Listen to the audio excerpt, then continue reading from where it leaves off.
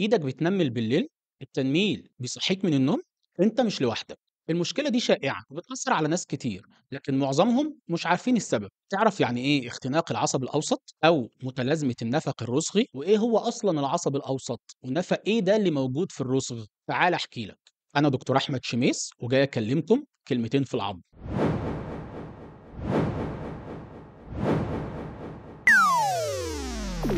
العصب الأوسط هو واحد من 3 أعصاب رئيسية بتغذي الطرف العلوي، ولأنه بيجري بطول الدراع بيعدي على كذا محطة ممكن ينضغط عليه فيها أو يتزنق بالبلدي، وهو ده اللي احنا بنسميه اختناق في العصب. وآخر محطة من المحطات دي هي النفق الرسغي. النفق الرسغي من اسمه هو نفق موجود في منطقة الرسغ، زيه زي أي نفق، مكون من أرض وجدران وسقف. أرض النفق وجدرانه مكونين من عظام اليد اللي موجودة تحت منطقة الرسغ مباشرة، أما سقفه فهو مكون من نسيج ليفي صلب. ملناش دعوة باسمه عشان ما نتلخبطش، وبرضه زيه زي أي نفق وظيفته إن الأشياء تمر من خلاله. طبعا أنت عرفت دلوقتي إن العصب الأوسط بيعدي من النفق ده، إنما الحقيقة هو مش بيعدي لوحده، بيعدي معاه أوتار العضلات اللي جاية من الساعد عشان تتني الصوابع. 9 أوتار، 8 منهم رايحين للأربع صوابع، وواحد منهم رايح للإبهام. تخيل حضرتك معايا 10 أشخاص فيهم واحد عصبي ونرفوز وروحه في مناخيره، واقفين كلهم في أسانسير صغير يا دوب على قدهم. هم متعايشين وتمام، بس فجأة لقوا واحد داخل عليهم وقال لهم وسعوا كده يا جماعة، خدوا التلاجة دي معاكم. هنا يبدأ العصب الأوسط خينا النرفوز يتزنق فيتعصب، ومن هنا تبدأ المشاكل. طيب إيه الحاجات اللي ممكن تزود حدوث مشكلة اختناق العصب الأوسط أو متلازمة النفق الرسغي؟ أول حاجة جنس المريض. متلازمة النفق الرسغي أكتر بكتير في الستات، 3/4 الحالات من الستات. طبعًا ده لإن الجنس الناعم إيدهم هتبقى أرق وأصغر، وبالتالي النفق الرسغي في إيدهم دق وأصغر، وبالتالي العصب الأوسط مُعرّض أكتر إن هو يتزنق. تاني سبب هو الحمل. الحمل بيزود احتباس السوائل بشكل عام جوه الجسم، وبالتالي الضغط بيزيد جوه النفق الرسغي. لكن متلازمة النفق الرسغي اللي بتحصل مع الحمل بتتحسن لوحدها بعد الولادة. ثالث سبب هو السكر، لأن السكر كده بيزود من مشاكل الأعصاب بشكل عام. بعض الأمراض التانية كمان بتزود من احتمالية حدوث اختناق العصب الأوسط في اليد، زي كسل الغدة الدرقية وزي الروماتويد. الروماتويد تحديدا لأن الروماتويد ممكن يعمل التهابات وخشونة في عظام اليد، وده طبعا هيأثر على الجدران والأرض بتاعة النفق، وكمان بيعمل التهابات في الأوتار بتاعة العضلات، وكل ده بيقلل المساحة جوه النفق الرسغي، وبالتالي بيرفع الضغط جوه النفق الرسغي، يعني بيضغط على العصب. كمان السمنة من ضمن الأسباب، وده لأن وجود دهون جوه النفق الرسغي هيضغط برضه على العصب.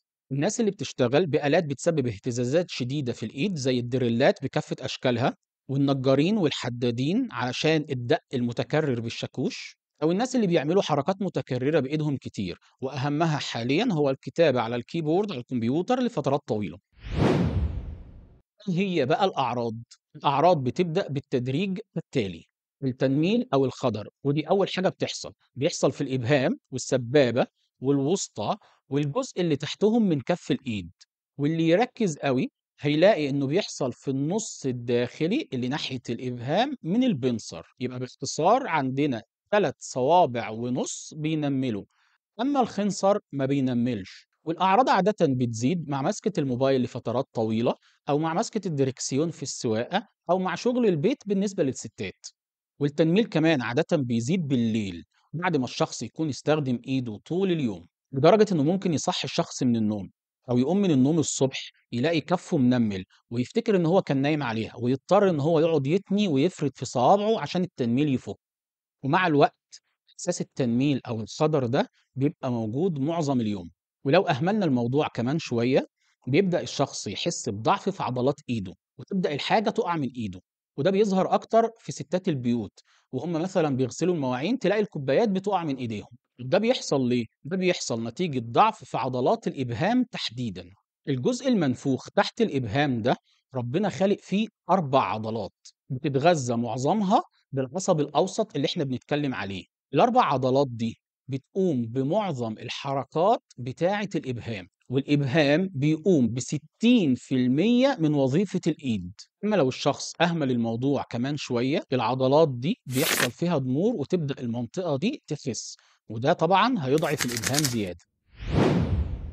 إزاي نشخص متلازمة النفق الرسغي؟ في التشخيص إحنا بنعتمد بشكل أساسي على الأعراض.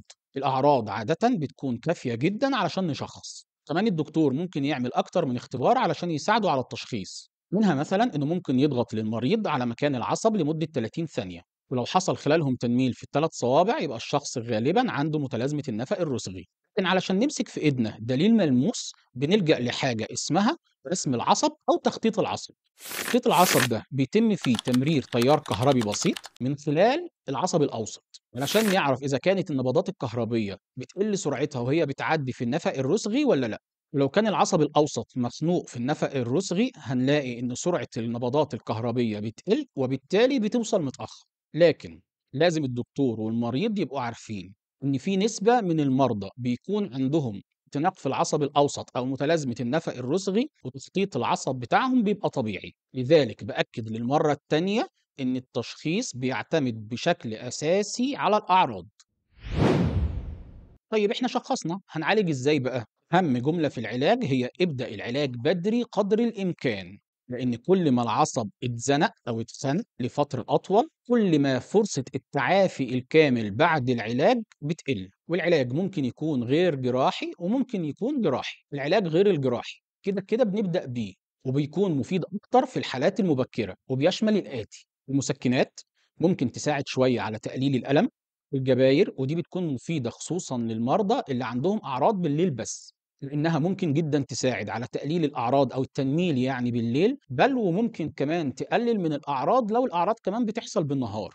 كمان ودي حاجة مهمة جدًا إن الجباير مفيدة جدًا للستات الحوامل، لإننا طبعًا بنحاول نبعد عن الأدوية قدر المستطاع في الحمل. هيكون مطلوب مننا كمان نقلل الإجهاد على الإيدين على قد ما نقدر، ونستخدم كيبورد مريحة في الكتابة للناس اللي بتكتب على الكمبيوتر كتير. نتكلم بقى عن حقن الكورتيزون. الكورتيزون مضاد التهاب قوي جدا، بيقلل الالتهاب وبيقلل التورم، فبالتالي بيخف الضغط كتير عن العصب. لذلك حقن الكورتيزون الموضعية بتستخدم كعلاج مفيد لكن مؤقت. ليه مؤقت؟ لأنها بتدي العصب نفس إنما مش بتوسع النفق. 80% من المرضى بيحسوا بتحسن بعد إبرة الكورتيزون الموضعية. من ال 80% دول 20% بيفضلوا متحسنين لمدة سنة أو أكتر. لو مفيش تحسن بعد حقنة الكورتيزون ده بيكون دليل على إن الحالة اتأخرت شوية. طيب أمال الجراحة عبارة عن إيه؟ اللي بنعمله في الجراحة إن إحنا بنقطع الرباط الليفي اللي عامل السقف بتاع النفق الرسغي، وبالتالي الضغط جوه النفق بيقل كتير والاختناق اللي في العصب بيروح. إمتى بنلجأ للجراحة؟ لو فشل العلاج غير الجراحي بما فيه حقن الكورتيزون، أو حتى لو اتحسنا بعد إبر الكورتيزون، لأننا اتفقنا إن التحسن مع الكورتيزون ده بيكون تحسن مؤقت والأعراض كده كده هترجع تاني. لكن التحسن اللي بيحصل مع حقنة الكورتيزون الموضعية ده بيكون دليل على إنه هيحصل تحسن كبير إن شاء الله مع الجراحة برضه. معلومة أخيرة على الهامش عشان لو حد سمع عنها، إن بعض حالات الكسور اللي بتحصل حوالين مفصل الرسغ بيحصل معاها برضه متلازمة النفق الرسغي، والحالات دي كده كده من الأول بنلجأ معاها للجراحة، وإحنا بنثبت الكسر بنعمل عملية النفق الرسغي. طيب وبعد الجراحة؟ بعد الجراحة بتستغرق عملية الشفاء للأنسجة الداخلية فترة، لكن الجلد بيلتئم غالبا في خلال أسبوعين وبنفك الغرز بعدها وبنبدأ نستخدم إيدينا الاستخدام العادي بشكل تدريجي. قوة الإبهام بترجع تقريبًا بعد 6 أسابيع، قوة القرصة بترجع بعد 6 أسابيع، ما تقلقيش يا ست الكل ترجعي تقرصي العيان تاني. أمّا قوة القبضة فدي بترجع لقوتها قبل العملية بعد حوالي 12 أسبوع. طيب وبالنسبة للي إحنا عاملين علشانه العملية أساسًا الألم أو التنميل، الألم أو التنميل ممكن ياخد له كام أسبوع، ممكن أكتر شوية، ممكن أقل كتير، كل ده بيعتمد على إحنا عملنا العملية إمتى. علشان كده كنا بنأكد كل ما نبدأ علاجنا بدري كل ما بيكون أفضل.